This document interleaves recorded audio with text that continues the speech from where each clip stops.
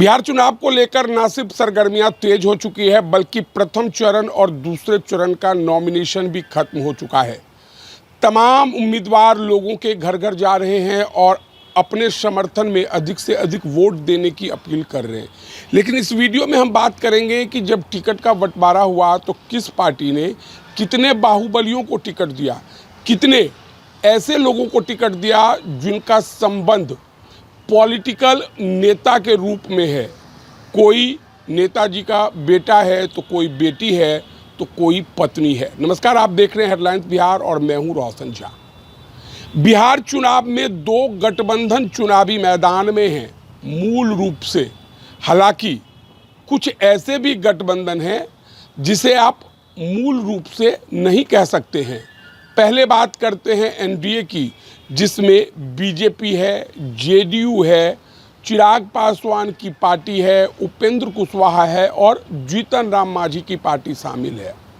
अब इंडिया गठबंधन की बात कर लेते हैं, जिसमें सबसे बड़ा दल राष्ट्रीय जनता दल है, कांग्रेस है, वाम दल है और वीआईपी पार्टी है।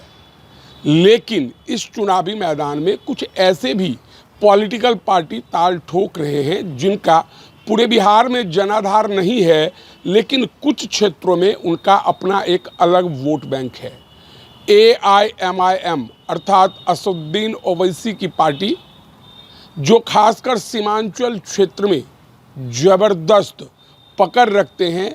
और दूसरी तरफ बात कर लेते हैं तो लालू प्रसाद यादव के बड़े बेटे अर्थात तेज प्रताप यादव, जो जनशक्ति जनता दल चला रहे हैं और पहली बार जनशक्ति जनता दल अपना उम्मीदवार इस बिहार विधानसभा में उतार रहा है। लेकिन अगर हम सभी पार्टियों और सभी गठबंधन की लिस्ट को देखें तो कांग्रेस को छोड़कर कोई भी ऐसा पॉलिटिकल पार्टी नहीं है जिसने बाहुबली नेताओं पर भरोसा ना किया हो या परिवारवाद का समर्थन ना किया हो। कांग्रेस ने अपनी पहली सूची में 48 कैंडिडेट के नाम का ऐलान किया, दूसरी लिस्ट में 5 और तीसरी लिस्ट में फिर 5। अगर बात कर लें तो 48 10 58 उम्मीदवारों का ऐलान हो चुका है। और लिस्ट को अगर आप बारीकी से देखिएगा तो इसमें आपको कोई भी दबंग टाइप का नेता नहीं मिलेगा, बाहुबली नेता नहीं मिलेगा और ऐसे नेता नहीं मिलेंगे जिनके माता पिता सांसद रह चुके हैं, जिनके माता पिता विधायक रह चुके हैं। वहीं अगर दूसरी ओर हम आरजेडी की बात कर लें तो शहाबुद्दीन के बेटे ओसामा को टिकट दिया गया है। अगर हम बीजेपी की बात कर लें तो सम्राट चौधरी को टिकट दिया गया है, जिन पर हत्याकांड का आरोप है। सुनील पांडे के बेटे को टिकट दिया गया है, तरारी से विशाल प्रशांत विधायक है। अब वहीं आरजेडी में मोकामा चलते हैं तो जदयू ने अनंत सिंह को टिकट दिया है और आरजेडी ने सूरजभान सिंह की पत्नी को टिकट दिया है।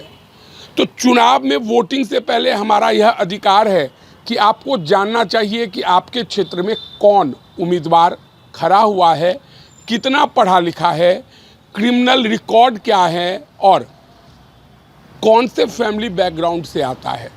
वोटर अधिकार यात्रा के दौरान राहुल गांधी ने जातीय समीकरण को लेकर और खासकर पिछड़ा अति पिछड़ा सम्मेलन का आयोजन कर लोगों को भरोसा दिलाया था कि जब टिकट का बंटवारा होगा तो पिछड़ा अति पिछड़ा को जाति जनगणना के अनुसार हिस्सेदारी दी जाएगी।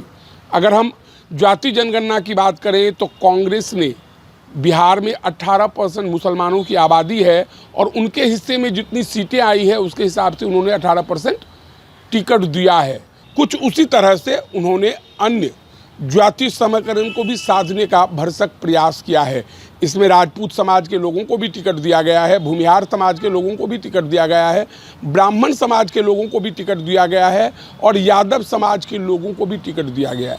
अगर हम कांग्रेस के कुछ उम्मीदवारों की बात कर लें तो इसमें IIT और IIM से पढ़े लिखे छात्रों को भी और युवाओं पर अधिक भरोसा दिखाया गया है।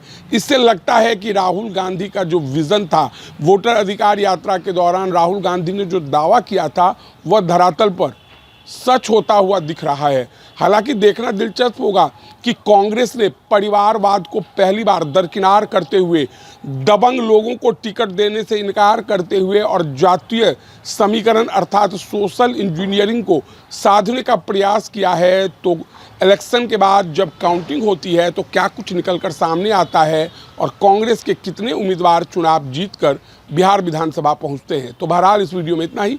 अगर आप हमारा ये वीडियो यूट्यूब पर देख रहे हैं तो सब्सक्राइब कर लें, फेसबुक पर देख रहे हैं तो हमारे पेज को लाइक कर दें। धन्यवाद।